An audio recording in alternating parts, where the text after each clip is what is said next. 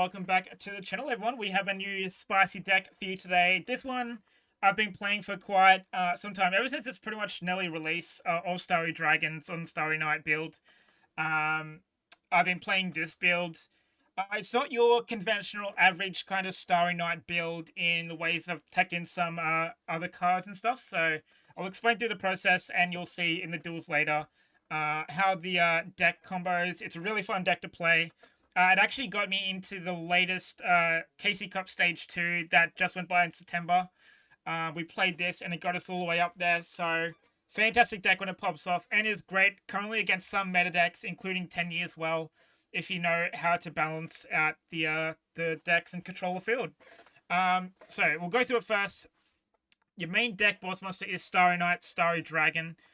This card, when it's normal special summoned, target a card, destroy it. Unaffected, well, pretty much cannot be destroyed and cannot be destroyed by dark monster effects. So it cannot be destroyed by battle and by card effects by a dark monster. And of course, at the third damage step, a non-targeting banish as well, enabling a second attack. So very useful for cards that cannot be destroyed and cannot be targeted, as it just basically just banishes them, attacks in. Very useful effect. Our main deck monsters, Rael. When it's normal summoned, you can grab any spell and trap from the deck to the hand, so good to search out your spells and traps.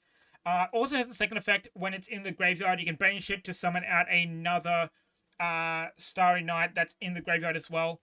Comes in useful for pretty much getting the upper hand in duels as well, because Rael's effect is you can use each effect, which means if you have a Rael to normal summon and you have a Rael in the graveyard with another Starry Night, you can then use both their effects in the same turn, as long as you've met the requirements of having another Starry Night in the graveyard, and you know, just having them in the hand.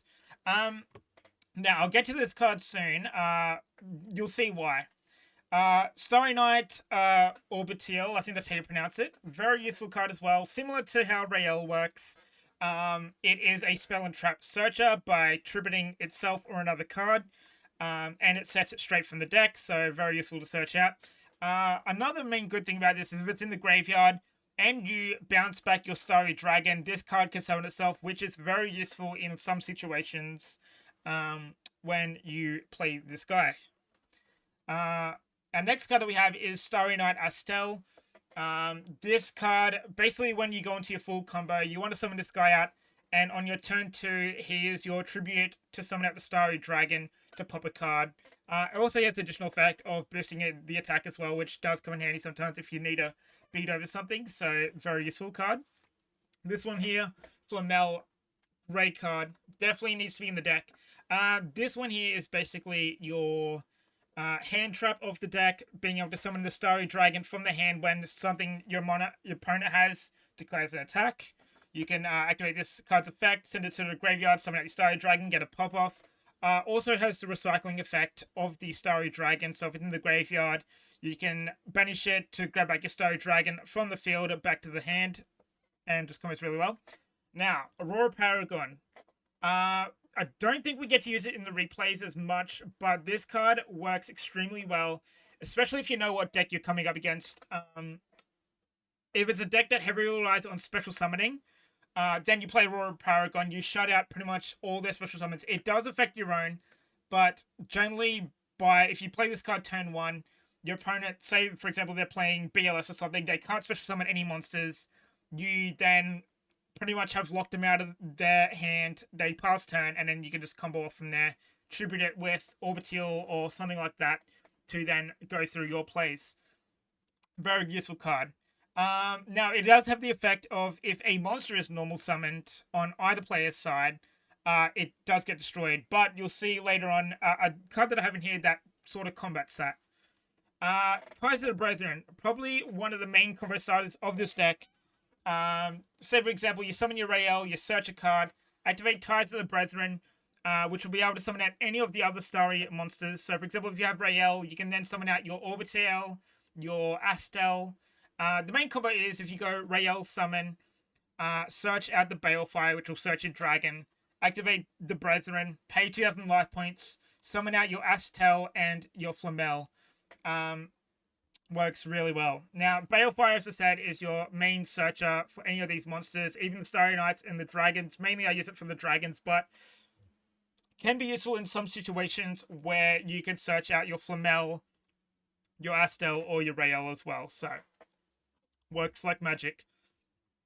By Order of the Emperor. So this card here combos well with Aurora Paragon. I don't think it comes up in any of the replays, but this card works so well. Basically, because its effect triggers when a monster is normal summoned, the way that it works, right, is if, say, for example, your opponent plays a card, I'm trying to think, I think Stratos, right? Normal summon Stratos, this card's effect will activate because Stratos is normal summoned, which will go to destroy it. But then, if Bow of the Emperor is already active on the field, you can negate Aurora Paragon's effect to get destroyed, enabling you to draw a card off its effect and keeping Aurora Paragon on the field to stop special summoning of your opponent. So that's pretty much why By Order of the Emperor is on there, because it partners well with Aurora Paragon's effect to stop it being destroyed, and you get a free draw from it. But also, it is a effect negator on a card that is normal summoned, so depending on what they play, for example, a card that might search a card, you can activate Borrow of the Emperor, negate that effect, and then you're pretty much messing up their plays if they need a certain card in their hand.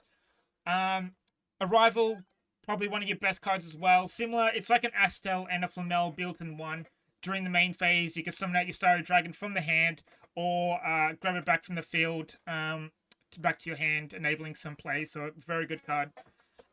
Generally, a lot of the extra deck that I have is rank 4s, so Giant Hand, Dark Rebellion, Paladynamo, because we are playing a lot of light monsters. I've got the Utopia into Utopia Lightning package. Exciter Knight, which I didn't get to really use as much. Malevolent Sin, can be pretty useful. Hibishonigan's probably your, probably actually one of your best cards, actually, in the extra deck, due to its recycling effect when it's destroyed by a battle or card effect. Can get you out of really good situations, or can lead you into victory, being the way that it's built. It's a very nice card. Let me go over the skill for you as well. Monster Morph De-Evolution. Probably the mainstay of this build. If our life points are decreased by 1500, we can send a monster on your side of the field to the graveyard, then randomly play a monster of the same attribute and type as the monster you sent to the graveyard, but it's one level lower from your deck and must be able to be normal summoned. So this is where your Beneficial Light comes in handy. It is a level 3 light fairy, so it works under the conditions of Monster Morph De-Evolution. So we go combo here. So we go Rael Summon, grab the Balefire, activate Tides of the Brethren, pay the 2000 life points, summoning out our Estelle and our Flamel, or depending whatever hand we have. Then, if we go activate the skill Monster Morph De-Evolution on the Flamel, sending it away to the graveyard, we can get Beneficial Light summoned out, which is basically takes away the pretty much graveyard for everyone.